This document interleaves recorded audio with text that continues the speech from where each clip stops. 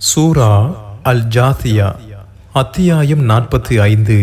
மொத்த வசனங்கள் 37. அளவற்ற அருளாளனும் நிகரற்ற அன்புடையோனுமாகிய அல்லாஹுவின் பெயரால். ஹாமீம். இது மிகைத்தவனும் ஞான மிக்கோனுமாகிய அல்லாஹுவிடமிருந்து அருளப்பட்ட வேதம். நம்பிக்கை கொள்வோருக்கு வானங்களிலும் பூமியிலும் பல சான்றுகள் உள்ளன. உங்களை படைத்திருப்பதிலும் ஏனைய உயிரினத்தை பரவச் செய்திருப்பதிலும் உறுதியாக நம்பும் சமுதாயத்திற்கு பல சான்றுகள் உள்ளன. இரவு பகல் மாறி மாறி வருவதிலும் வானிலிருந்து அல்லாஹ் மழை செல்வத்தை இறக்கியதிலும் பூமி வறண்ட பின் அதன் மூலம் அதற்கு உயிரூட்டுவதிலும் காற்றுகளை திருப்பி விடுவதிலும் விளங்கும் சமுதாயத்துக்கு பல சான்றுகள் உள்ளன. நபியே, இவை அல்லாஹுவின் வசனங்கள். இதை உண்மையுடன் உமக்கு கூறுகிறோம். அல்லாஹுவுக்கும் அவனது வசனங்களுக்கும் பிறகு வேறு எந்த செய்தியைத்தான் அவர்கள் நம்புவார்கள்? இட்டுக்கட்டும் ஒவ்வொரு பாவிக்கும் கேடுதான். தன் மீது கூறப்படும் அல்லாஹுவின் வசனங்களை செவியுறுகிறான். பின்னர் அதை கேட்காதவனைப் போல் அகந்தை கொண்டவனாக பிடிவாதம் பிடிக்கிறான். துன்புறுத்தும் வேதனையை அவனுக்கு எச்சரிப்பீராக. நமது வசனங்களில் எதையேனும் அவன் அறிந்தால் அதை கேலியாக எடுத்துக்கொள்கிறான். அவர்களுக்கே இழிவு தரும் வேதனை உள்ளது. அவர்களுக்கு பின்னே நரகம் உள்ளது. அவர்கள் செய்தவையும் அல்லாஹுவையன்றி அவர்கள் உருவாக்கி கொண்ட பாதுகாவலர்களும் அவர்களுக்கு சிறிதும் உதவ மாட்டார்கள். அவர்களுக்கு கடும் வேதனை உண்டு. இதுவே நேர்வழி. தமது இறைவனின் வசனங்களை மறுத்தோருக்கு கடும் துன்புறுத்தும் வேதனை உண்டு. கப்பல்கள் அவனது கட்டளைப்படி செல்வதற்காகவும் நீங்கள் அவனது அருளை தேடவும் நன்றி செலுத்திடவும் கடலை அல்லாஹுவே உங்களுக்கு பயன்படச் செய்தான். வானங்களில் உள்ளவை பூமியில் உள்ளவை அனைத்தையும் அவன் உங்களுக்கு பயன்படச் செய்தான். சிந்திக்கும் சமுதாயத்திற்கு இதில் பல சான்றுகள் உள்ளன. அல்லாஹுவின் வேதனைகளை நம்பாதோரை மன்னித்து விடுமாறு நம்பிக்கை கொண்டோருக்கு கூறுவீராக. ஏனெனில் ஒரு சமுதாயம் செய்து கொண்டிருந்ததற்கு அவன் கூலி கொடுக்க இருக்கிறான்.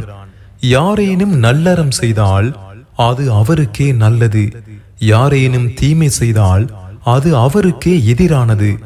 பின்னர் உங்கள் இறைவனிடம் திரும்ப கொண்டு வரப்படுவீர்கள். இஸ்ராயேலின் மக்களுக்கு வேதத்தையும் அதிகாரத்தையும் நபி எனும் தகுதியையும் அளித்தோம். தூய்மையானவற்றை அவர்களுக்கு வழங்கினோம். அகிலத்தாரை விட அவர்களை சிறப்பித்திருந்தோம். இம்மார்க்கம் பற்றி பல சான்றுகளையும் அவர்களுக்கு வழங்கினோம்.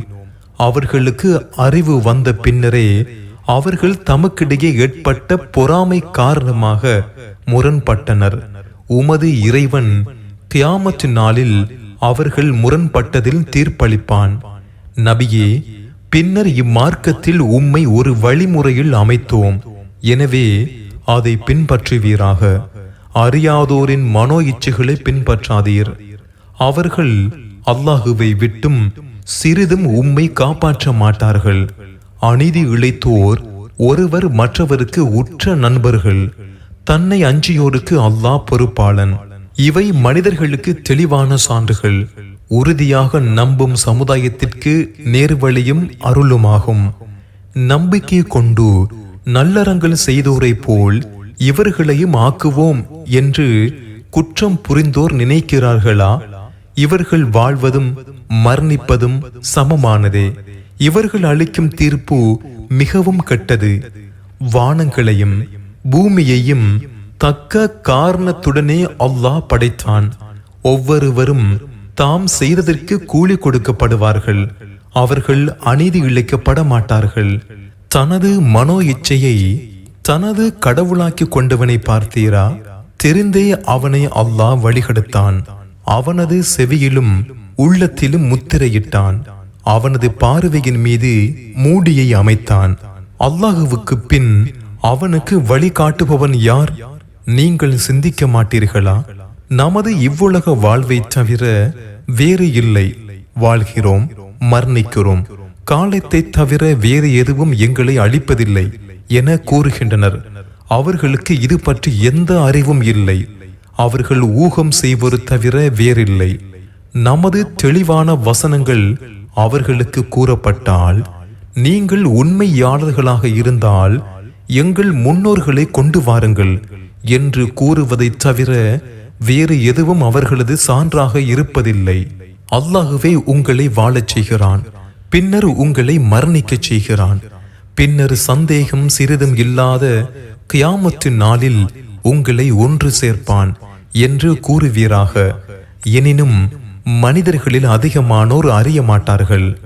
வானங்கள் மற்றும் பூமியின் அதிகாரம் அல்லாஹுவுக்கே உரியது. யுக முடிவு ஏற்படும் நாள், அந்நாளில்தான் வீணர்கள் நட்டம் அடைவார்கள். ஒவ்வொரு சமுதாயத்தையும் மண்டியிட்டவர்களாக நீர் காண்பீர். ஒவ்வொரு சமுதாயமும் தனது பதிவு புத்தகத்தை நோக்கி அழைக்கப்படும். நீங்கள் செய்து கொண்டிருந்ததற்கு இன்று கூலி கொடுக்கப்படுவீர்கள். இதுவே நமது புத்தகம். உங்களுக்கு எதிராக இது உண்மையை பேசுகிறது.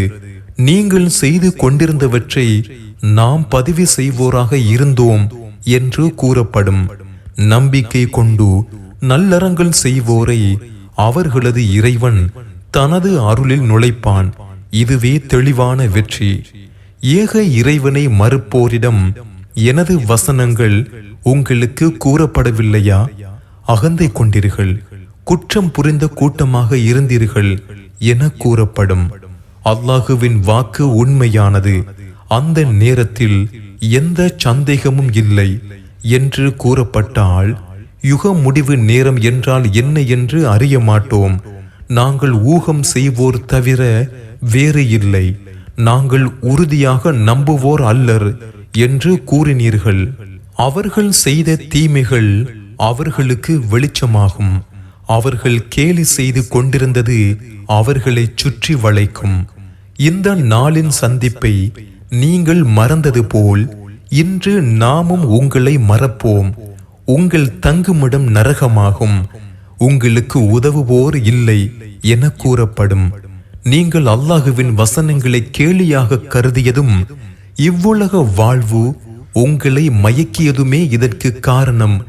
இன்று அதிலிருந்து அவர்கள் வெளியேற்றப்பட மாட்டார்கள். அவர்கள் உலகுக்கு மீண்டும் அனுப்பப்பட்டு வணக்கங்கள் செய்ய வற்புறுத்தப்பட மாட்டார்கள்.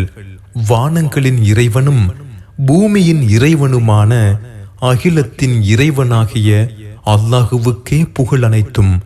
வானங்களிலும் பூமியிலும் பெருமை அவனுக்கே உரியது. அவன் மிகைத்தவன், ஞானமிக்கவன்.